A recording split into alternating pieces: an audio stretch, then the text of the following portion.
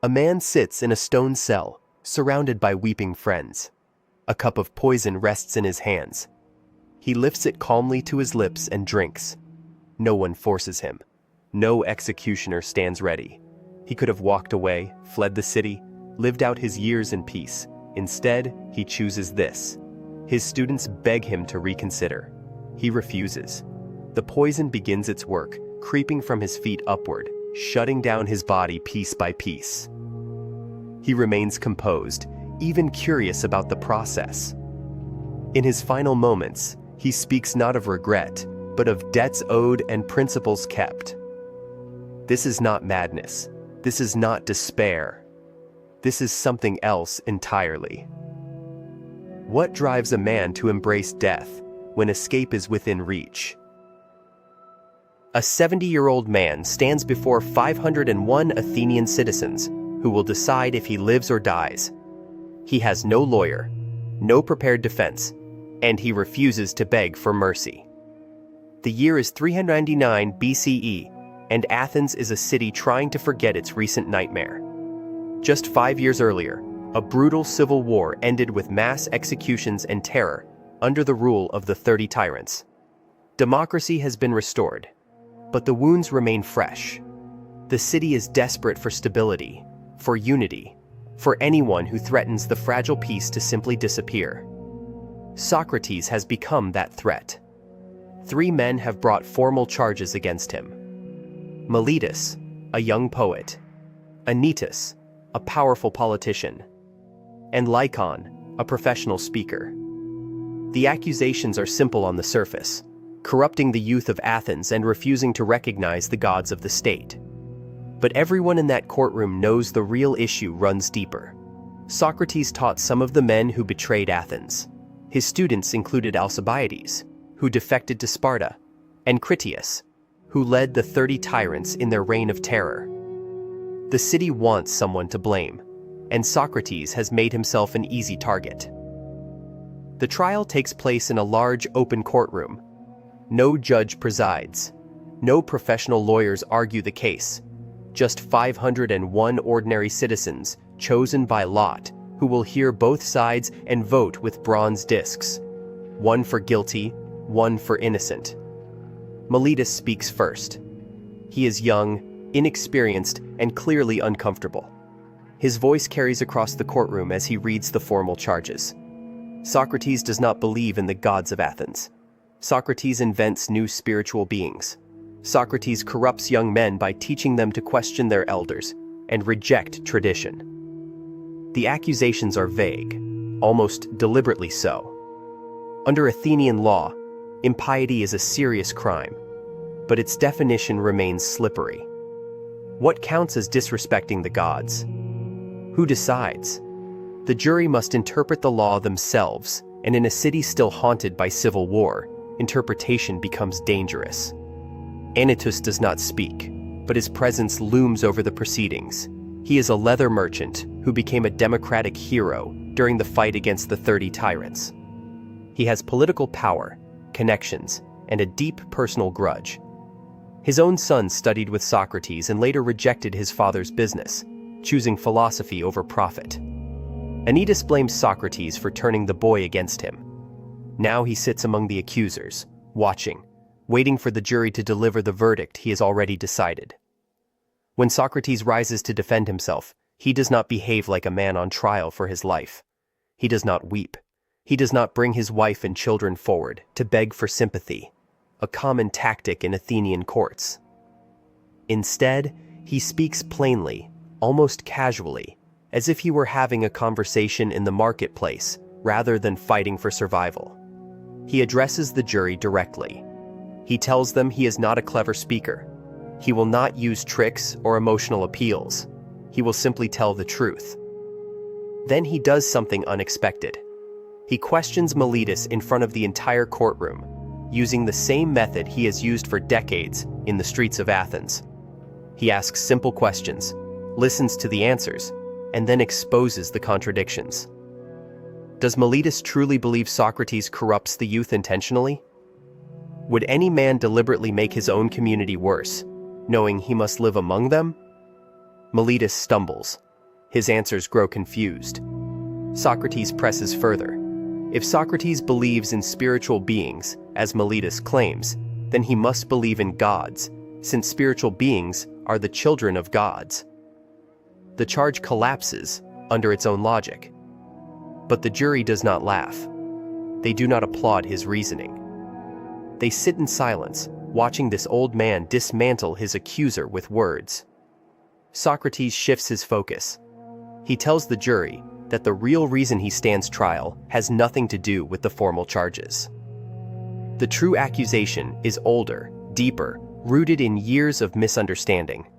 For decades, people have confused him with the sophists, those traveling teachers who charge money to train young men in rhetoric and persuasion. But Socrates has never taken payment.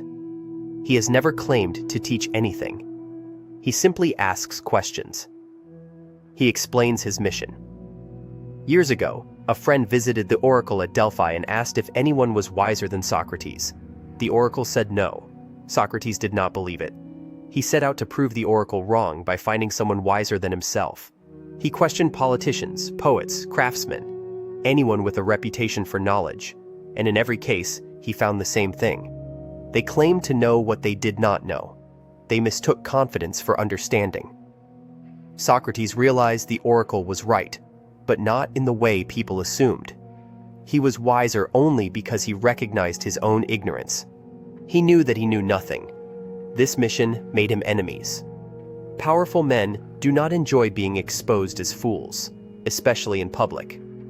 Young men followed Socrates, imitating his method, questioning their fathers and teachers. The city began to see him as a corrosive force, someone who undermined authority and tradition without offering anything in return. Now, standing before the jury, Socrates refuses to apologize. He tells them he has spent his life in service to the god, following the oracle's command. To stop questioning, to stop examining the lives of his fellow citizens, would be a betrayal of his duty. He would rather die than abandon philosophy. The jury listens, but their faces remain unreadable. Some shift in their seats, others stare at the ground. Socrates is not making this easier for them. He goes further. He tells them that if they execute him, they will harm themselves more than they harm him. Athens needs someone like him, a gadfly, stinging the lazy horse of the state into action.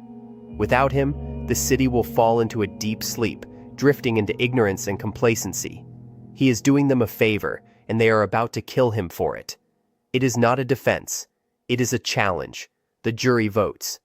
Each man takes 2 bronze discs, one solid, one with a hole in the center. They walk to the urns at the front of the courtroom. A solid disc means innocent. A disc with a hole means guilty. They drop one disc into the urn that counts, the other into the urn that does not. The votes are counted in silence. 280 jurors vote guilty. 221 vote innocent. Socrates is convicted by a margin of just 59 votes. If only 30 men had changed their minds, he would walk free. But he does not. Under Athenian law, the trial now enters a second phase. The accusers propose a penalty: death. Socrates has the right to propose an alternative, and the jury will choose between the two. This is his chance. He could propose exile. He could offer to pay a fine. He could promise to stop teaching. Any of these options would likely satisfy the jury. They do not want to kill him. They want him to go away quietly. Socrates does not take the offer. Instead, he tells the jury what he truly deserves. He has spent his life serving Athens, questioning its citizens, trying to make them better. For this, he says, he should be rewarded. He should receive free meals in the Prytaneum, the highest honor the city can grant, reserved for Olympic victors and war heroes. The courtroom erupts. Some jurors laugh in disbelief. Others grow angry. Socrates has just mocked them. He pauses, then offers a fine. 1 mina of silver, a small amount. His friends urge him to raise it. He agrees to 30 minas, but only because his friends will pay it. He makes it clear he does not believe he deserves any punishment at all. The jury votes again. This time, the margin is not close. 360 jurors vote for death, 80 more than before. Socrates has turned men who wanted to spare him into men who want him dead. The sentence is final. He will be executed by drinking hemlock, a poison that shuts down the body slowly, starting with the legs and moving upward until it stops the heart. Socrates does not react with fear. He does not collapse. He does not beg. Instead, he speaks to the jury one last time, dividing them into two groups: those who voted to kill him and those who voted to save him. To those who condemned him, he offers a warning. They think his death will silence criticism, but they are wrong. Younger men will rise to take his place, and they will be harsher, less patient. Killing him will not bring peace. To those who voted for his innocence, he offers comfort. Death, he says, is not something to fear. It is either a dreamless sleep, which is a blessing, or a journey to another place where he can continue his questioning among the great figures of the past. Either way, no evil can come to a good man, in life or in death. He tells them he is not angry. He forgives them. Then he says something that will echo through history. The hour of departure has arrived, and we go our ways. I to die, and you to live. Which is better? Only the God knows. The guards lead him away. The courtroom empties. The jurors return to their homes, their shops, their daily lives. Some feel relief. Others feel doubt. A few will spend the rest of their lives wondering if they made the right choice. Socrates is taken to prison, where he will wait for his execution. Athenian law forbids executions during certain religious festivals, so he will have time to sit, to think, to speak with the friends who refuse to abandon him. The trial is over, but the story is not. Athens wanted to protect itself from dangerous ideas. Instead, it created a martyr whose death would be remembered long after the city's glory faded. The jury has spoken, guilty, by just 30 votes out of 500.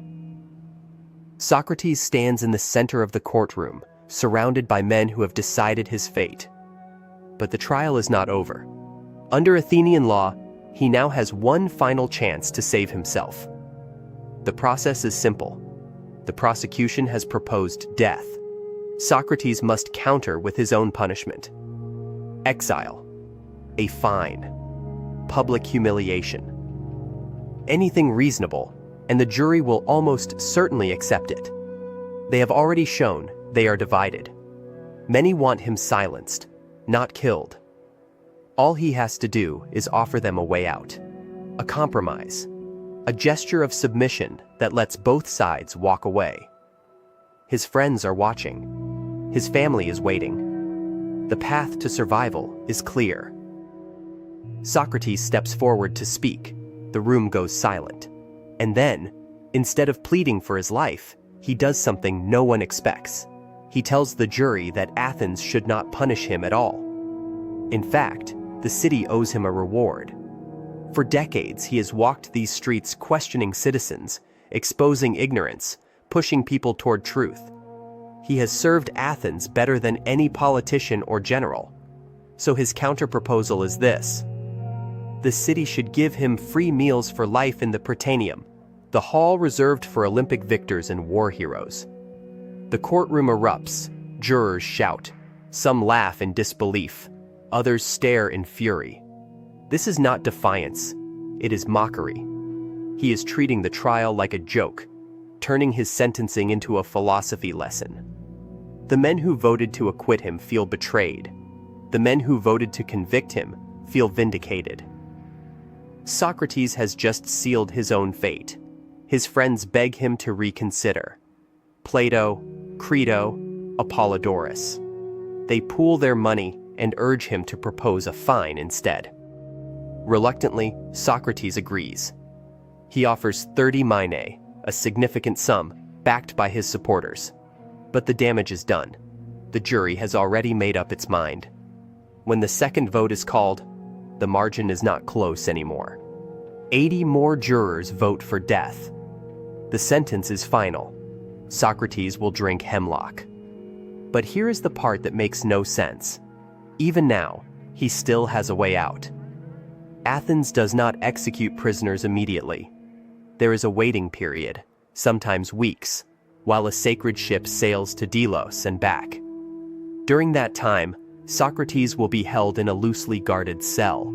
Escape is not only possible, it is expected. Wealthy citizens convicted of serious crimes routinely flee into exile before execution. The authorities look the other way. It is an unspoken agreement. The city gets rid of a problem without the mess of killing someone. The condemned gets to live. Everyone wins. Crito has already arranged everything. Bribes for the guards, a safe route out of the city, a place to stay in Thessaly. All Socrates has to do is walk out the door. But when Crito comes to him in the cell and lays out the plan, Socrates refuses. He will not run. He will not break the law. He will not give his enemies the satisfaction of proving he was a coward all along. He has spent his entire life arguing that a good person must live by principle, even when it costs them everything. To flee now would be to admit that none of it mattered, that his philosophy was just words. Crito does not understand. No one does. Why die for a city that has turned against you? Why obey laws that have been twisted to destroy you? Socrates has no answer that satisfies them. Only this: he made a choice to live in Athens, to benefit from its laws, its culture, its protection. He cannot accept those benefits and then reject the laws when they no longer serve him. Even if the verdict is unjust, even if the sentence is death, to run would be to become the very thing he has always opposed, a man who lives by convenience instead of truth. So he stays, and he waits, and when the ship returns from Delos, he will drink the poison they bring him, not because he has to, but because he chooses to. How do you kill a man who refuses to save himself? Most people stop at the surface of history, but you're still here. So if you want the parts they don't teach, the truths buried beneath time, consider subscribing and becoming part of those who chose to see it all. Now, let's continue. The prison door opens. Sunlight cuts through the stone chamber where Socrates waits to die. His friends enter with more than grief. They bring a plan to save him. 30 days have passed since the trial. 30 days in a cell beneath Athens. The execution was delayed for a sacred festival, a voyage to Delos honoring Apollo.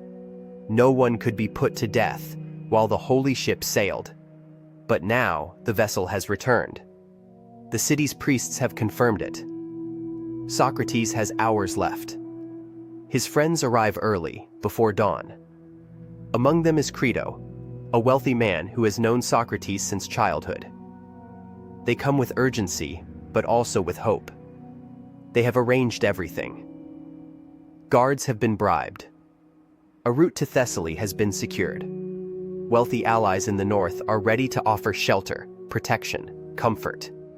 Socrates could live out his years in peace, far from Athens, far from this cell. The plan is simple. The risk is small. All he has to do is stand up and walk out. But Socrates does not stand. He listens to their arguments. Crito speaks first, his voice tight with desperation. He talks about reputation, what people will say if Socrates dies and his friends did nothing. He talks about Socrates' children, who will grow up fatherless. He talks about injustice, about a trial built on lies and fear. Why should Socrates honor a verdict so corrupt? Why should he submit to a sentence so wrong? Socrates lets him finish. Then he begins to speak. He does not argue with emotion. He argues with questions. If a man spends his entire life teaching others to respect the law, what does it mean when he breaks it to save himself? If he has always said that a good person does not return wrong for wrong, how can fleeing now be anything but revenge against the city? Athens gave him everything. His education, his freedom to speak, the very streets where he walked and questioned and taught. The laws protected him for 70 years. And now, because they have turned against him once, he should abandon them? His friends try to interrupt. They say the law has already been abandoned, by the jury, by the accusers, by the city itself. But Socrates shakes his head. The law is not the same as the people who misuse it. To flee would not be an act of defiance against corruption. It would be an act of betrayal against the principles he claimed to believe. Crito's voice cracks. He asks if Socrates truly believes this, or if he is simply afraid to burden his friends with the danger of escape. Socrates smiles faintly. He is not afraid. He has never been afraid of death. What he fears is living as a hypocrite. He explains it slowly, carefully, the way he always has. Imagine, he says, that the laws of Athens could speak. What would they say to him now? They would remind him that he had every chance to leave. He could have proposed exile during the trial. He could have moved to another city years ago, but he stayed. He chose Athens, and by choosing to stay, he entered into an agreement. Silent, unspoken, but binding. He agreed to abide by the city's laws, even when they were inconvenient, even when they were painful. To break that agreement now, at the end, would make everything he taught a lie. His friends sit in silence. Some of them weep, others stare at the floor. They came to save him, and instead, they are watching him choose his own death. Outside, the city is waking. Voices rise in the streets. Merchants open their stalls. Life continues as if nothing is ending. But inside the prison, time feels slower, heavier.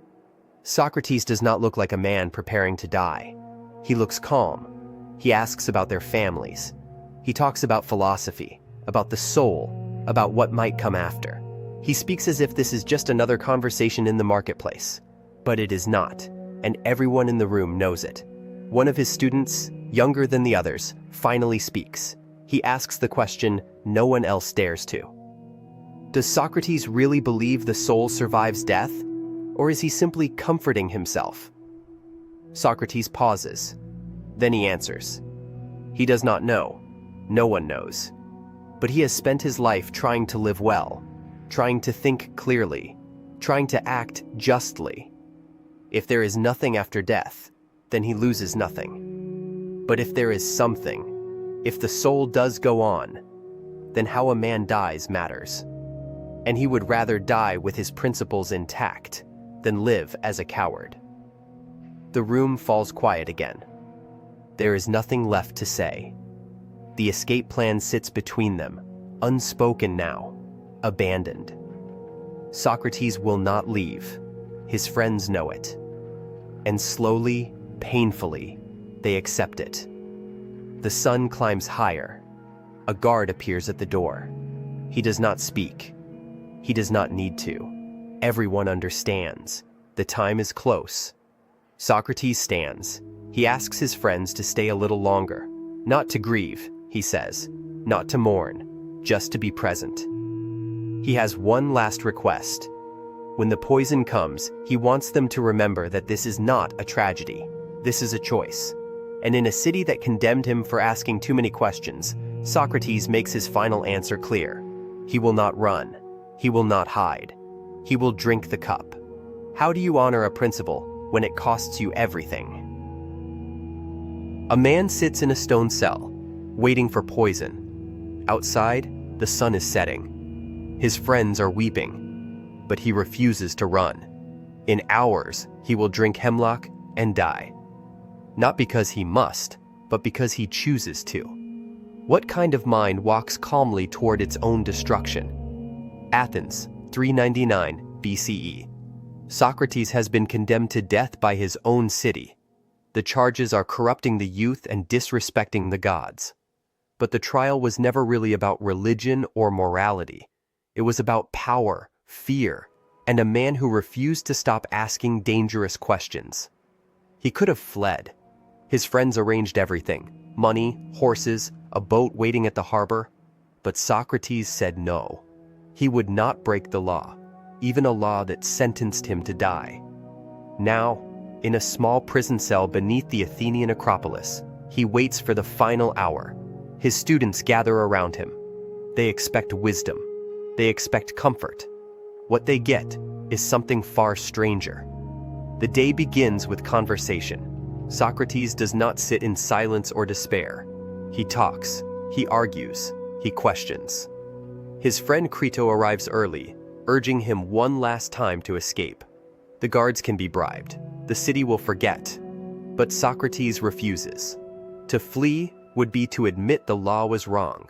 And if the law is wrong, then the entire foundation of the city crumbles. He speaks as if this is just another day in the marketplace, another debate about justice and virtue. His students listen, but they do not understand. How can he be so calm? How can he treat his own death like a philosophical exercise? Socrates explains, the body is a prison. Death is release. A true philosopher spends his whole life preparing to die, separating the soul from the flesh, the eternal from the temporary. To fear death is to claim knowledge of something unknowable, and Socrates claims to know nothing. The hours pass. The sun moves across the sky. Outside, the city continues. People buy bread, argue in the agora, worship at the temples. Inside the cell, time feels suspended. Socrates speaks about the soul, about immortality, about the world beyond this one. His voice is steady. His hands do not shake. Then the jailer enters. He is not cruel. He does not mock or sneer. He looks at Socrates with something close to sorrow. He tells him the time is near. The poison is being prepared. Socrates nods. He asks the man about the process. How long will it take? What will he feel? The jailer explains. Drink the hemlock. Walk until your legs grow heavy. Lie down. The coldness will spread from your feet upward. When it reaches your heart, you will die. It is not painful, he says. Just cold. Socrates thanks him.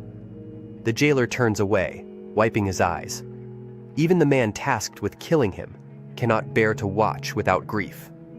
But Socrates remains composed. His students are not. Crito's face is pale. Apollodorus weeps openly. Phaedo, young and shaken, tries to hold himself together. They have followed this man for years. They have listened to him dismantle arguments, humiliate sophists, challenge generals and politicians, and now he will be gone. Socrates notices their distress. He scolds them gently. This is not a time for mourning. This is a time for clarity. If everything he taught them was true, then death is nothing to fear. If they weep now, they admit they never believed him. The executioner arrives. He carries a clay cup. Inside, the hemlock. A mixture of crushed plant and liquid, green and bitter. He hands it to Socrates without ceremony. This is the moment. Everything that has been theoretical, abstract, philosophical, now becomes real. Socrates takes the cup. He does not hesitate. He does not tremble. He asks one question. Can he pour a libation to the gods? The executioner shakes his head. There is only enough for one dose. No room for ritual. Socrates accepts this. He lifts the cup to his lips. His students watch in silence. Some turn away. Others stare, unable to look elsewhere. He drinks. Not in sips, not slowly. He drains the cup in steady swallows, as if it were wine. He hands it back empty. The executioner takes it and leaves. Socrates begins to walk. He paces the cell, back and forth, as instructed. His students watch his legs, waiting, watching for the first sign. His steps slow. He stops, touches his calf, and says his legs feel heavy. The poison is working. He lies down on the narrow bed, flat on his back. Someone covers him with a cloth. The room is silent, except for breathing. Socrates stares upward, his face calm. The coldness spreads. First the feet, then the ankles, the shins, the knees. The executioner returns, checking the progress. He presses Socrates' foot. No response. He moves higher. Still nothing. The body is shutting down, piece by piece. Socrates does not cry out. He does not gasp. He lies still, as if falling asleep. Then, suddenly, he moves. He pulls the cloth from his face. He speaks. His voice is clear. "Crito," he says, "we owe a rooster to Asclepius. Pay the debt. Do not forget." Crito nods, confused, heartbroken. He promises. Socrates covers his face again. Moments later, his body convulses once. A single tremor, then stillness. The executioner checks again. He uncovers Socrates' face. The eyes are open, staring at nothing. He closes them. "He is gone," the man says. "The greatest mind in Athens is dead." The students sit in silence. Some weep. Others stare at the body, unable to process what they have just witnessed. Crito fulfills the final request, though he does not understand it. A rooster for Asclepius, the god of healing. Why?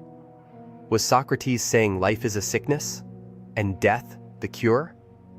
Was it a joke? A riddle? No one knows. The body is prepared. The city moves on. Within days, some Athenians feel shame. Others feel relief. Socrates is gone, but his words remain. His students will scatter. Some will write. Some will teach. One, named Plato, will spend the rest of his life trying to reconstruct everything his teacher said. The trial, the prison, the hemlock. It will all become legend. But in this moment, there is only grief and confusion. He drank the poison as if it were nothing, not because he wanted to die, but because he refused to live as anything less than what he believed. In the end, Socrates did not lose. Athens did. The hemlock worked quickly. Within minutes, Socrates was gone. His body was prepared according to Athenian custom, washed and wrapped in white cloth. His family mourned in private. The city moved on. But something had changed. In the days that followed, Athens tried to return to normal. The assembly met. The courts continued their work. The marketplace filled with merchants and citizens debating the affairs of the day. On the surface, everything looked the same. But beneath it, a quiet unease settled over the city. Some of those who had voted for his death began to feel the weight of what they had done. Miletus, Anytus, and Lycon, the men who had brought the charges, found themselves increasingly isolated. Citizens who had once supported them now turned away. Within months, Anytus was forced into exile. Miletus faced public scorn. The city that had condemned Socrates now seemed ashamed of its own verdict. But the real consequence was not political. It was philosophical. Plato, the young student who had watched his teacher die, refused to let that death be meaningless. He began to write. Dialogue after dialogue, he reconstructed Socrates' voice, his questions, his method. The apology, the credo, the Phaedo, each one a monument to the man Athens had killed. Through Plato's words, Socrates became immortal, not as a martyr, but as an idea. The idea that truth matters more than comfort, that questions matter more than answers, that one examined life is worth more than 1,000 unexamined ones. Athens had silenced the man, but it had unleashed the philosophy. Within a generation, Socrates' influence spread beyond Athens. Plato founded the Academy, the first institution of higher learning in the Western world. His student Aristotle would tutor Alexander the Great. The Socratic method, the relentless questioning, the pursuit of definitions, the refusal to accept easy answers, became the foundation of Western thought. Logic, ethics, political philosophy, all of it traced back to a man who owned nothing, wrote nothing, and died drinking poison in a prison cell. But the question Socrates had forced Athens to confront never went away. The city had feared him because he made people uncomfortable.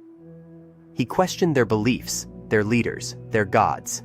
He refused to accept tradition as truth.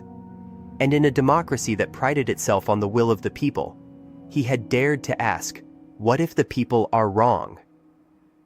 Athens never answered that question. Instead, they killed the man who asked it. And in doing so, they proved his point. Did Athens destroy the one voice that could have guided them toward wisdom?